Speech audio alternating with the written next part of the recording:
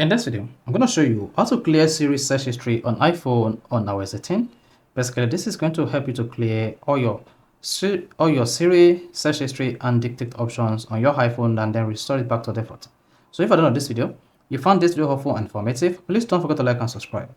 To do this, all you just need to do is open the settings app on your iPhone. Then you want to scroll down until you get to Siri and click on that. Then once you selected Siri, just scroll down until you get to Siri and dictation history. Click on that. Then here you need to delete Siri and dictation history. Tap that. You should see what that says Siri and dictation interaction currently associated with this iPhone will be cleared from Apple service. To proceed, click on delete Siri and dictation history. That is it.